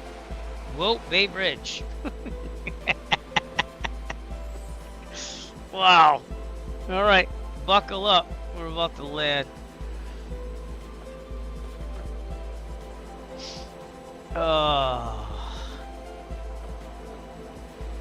I find your lack of... That didn't work either. God, it took my Darth Vader voice away. Terrible. That's just the server tonight. It hasn't been working that well. But I do appreciate that raid, Muffin and Moochie, so thank you so much. Alright, we should see it on the other side of this bridge right here. We should be about 1,000 feet, which is where we were at. And I do see it now, so there you go. I'm going to turn left downwind, then we're going to try really cutting it in here. So that way we get in and not go into the SFRA, the Special Flight Rules area for Washington, D.C., because that would be bad. Bay Bridge traffic says at 2 Echo Foxtrot, 2 nautical miles on the 45 for runway 11 full stop. Bay Bridge. We're on VATSIM, so that's why you hear me making radio calls. But I'm also on the Microsoft Flight Simulator East server. About to land at Whiskey 29er. So.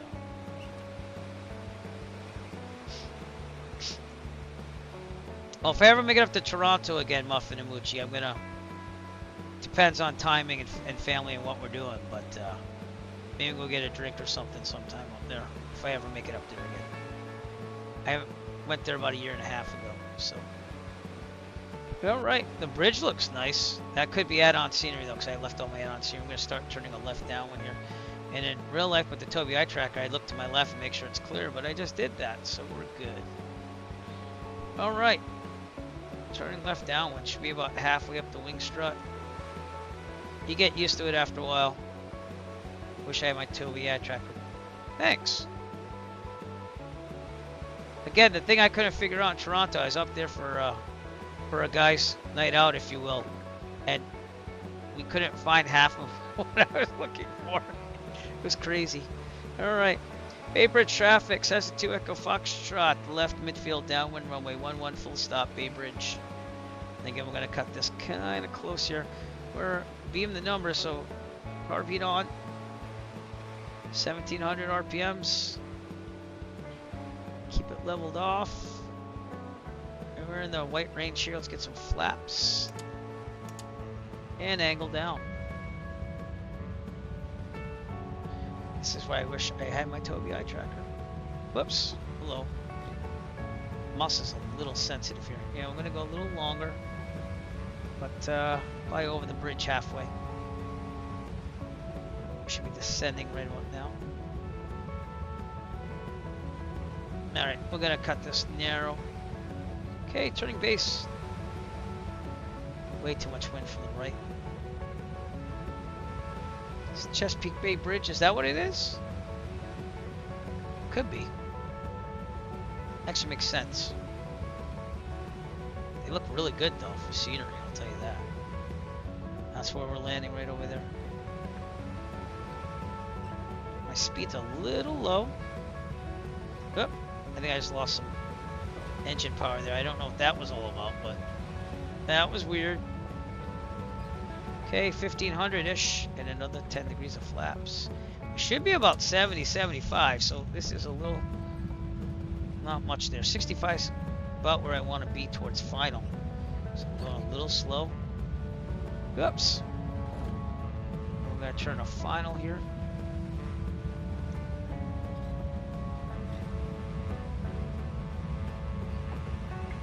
Keeping that speed up, that's the thing. Like, I don't mind descending, but it should be about 500 feet per minute. Oops, turning it around. Well, oh, here we go. All right, keep it about 1500. Put the rest of the flaps in now. We want to keep it about 60 knots. So it doesn't look terrible.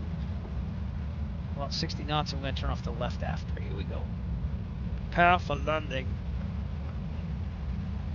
Notice I'm crabbing into the wind. What we want to do is turn the wing into the wind and then use the rudder pedals to keep the nose on the center of the runway. That's our crosswind correction here. I'm going to pull up the throttle pretty soon. Throttle's out, and this is a terrible landing, but we're going to try it anyways. Alright, wasn't that bad. A little off center, obviously. That wind is really bad. Get off to the next one. There we go. Could have been better. Could have been more center line, but we made it. And that's what matters. Great wind. It's terrible.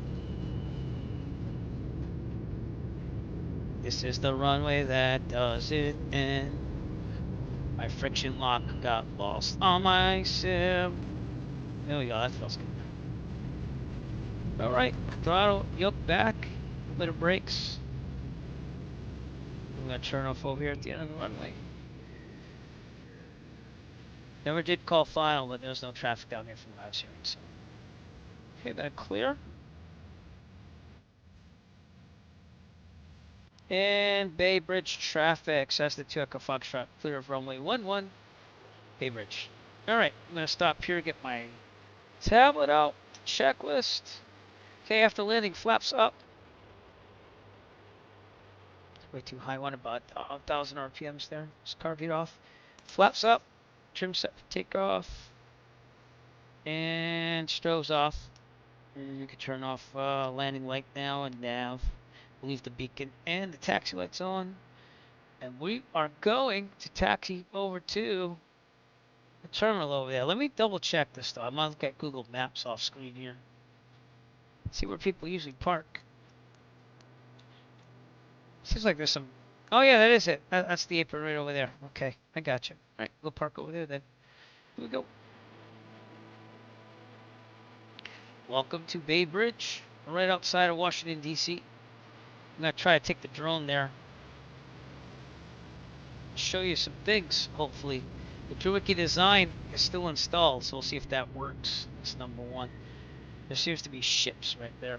Oh, interesting. This is the hangars. Oh, it's the other side. Okay. Damn it. Well, I see what it is. Yeah, it's over there. Okay, so let's taxi back and across then.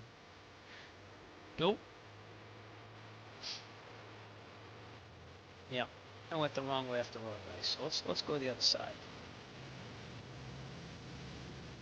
Should have turned right off the runway. Again, flying in real life, you kind of study these things a little closer. Alright, calling the radio, let them know I'm crossing.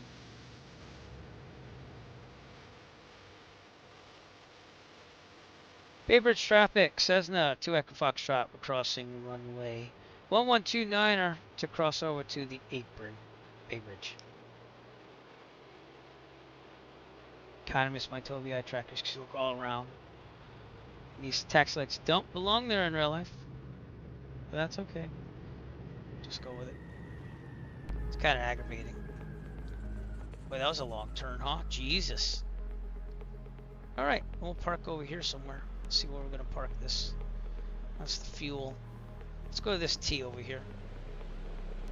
Well, we've done it. We finally did a flight in 2024 with my scenery and mods. Yay!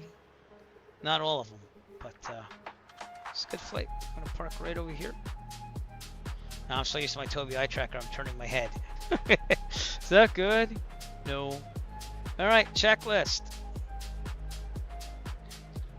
Securing ELT, verify silent. We are good because I was monitoring guard. It has no weather in this for the airport, which is not realistic.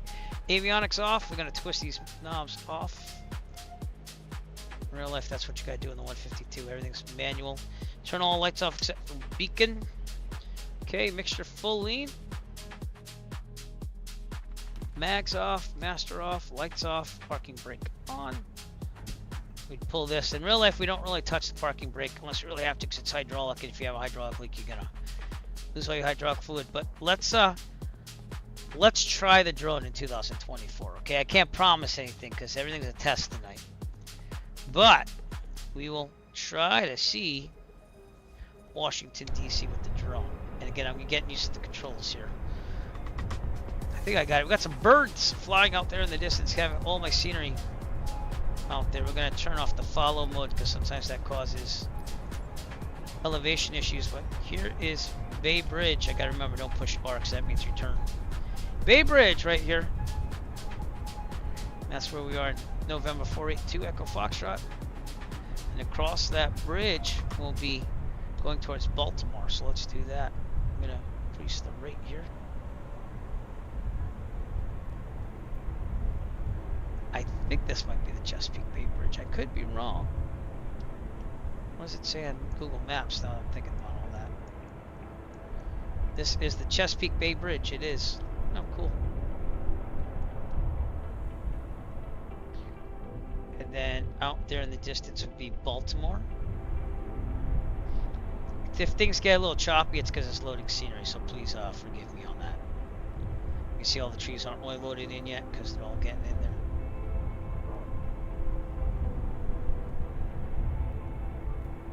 Baltimore's out here, and then we'll hang out to Washington, D.C.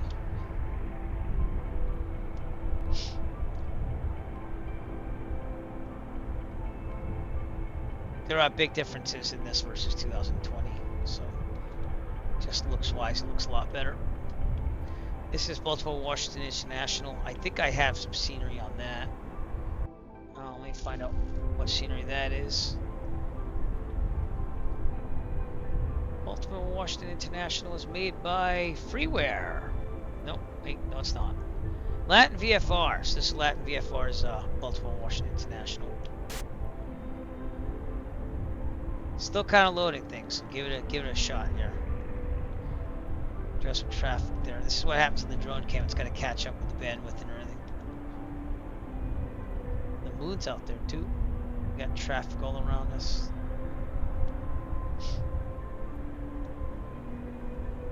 See if I can get in here. Still loading. Seems like we got the parking at least. Alright, might come back. I think I want to try to get to Washington, D.C. here, so. Alright, that being said, I'm gonna go.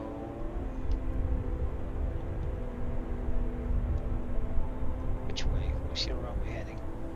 2 8. Whoa, whoa, whoa, whoa. That's north, that's west. So I want to go southwest, which is this way.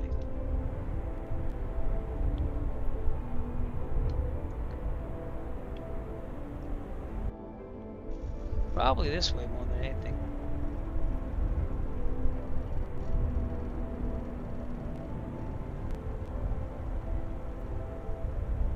My butt kicker's going crazy right now. So I don't know what that is.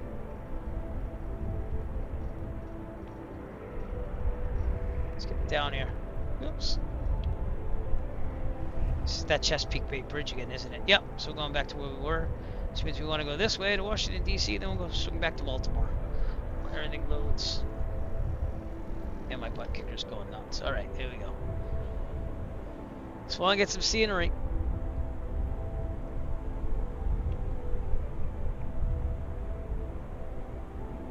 Washington, D.C. over here. We have tons of scenery here. Oh no! Well, that happened. Well, it's crashed the desktop. Well, I tried, people. Anyways, thanks for coming out tonight. Thanks so much for the raids and everything. And we're gonna call it a night. That's 2024 for you. I think the memory just had enough with everything that was loading. So, anyways, we're gonna raid someone on Twitch. If you stay tuned on Twitch, please remember to follow me on YouTube. I'm trying to get to 1,000 subscribers. It's free. Just gotta go over there and push subscribe. Also, we're on Kick. If you can go follow me on there as well, that's awesome. Again, all this streaming stuff's for fun, but it also helps fund real world flying and adventures and flight sim stuff. So I appreciate you all. Sorry 2024 died at the end, but we're good. We're gonna go to our end stream, and we'll be raiding someone really soon. Thanks for coming out. I'll hopefully see you tomorrow. We'll see you about streaming tomorrow. All right, have a good one. Peace out. Eric Flight.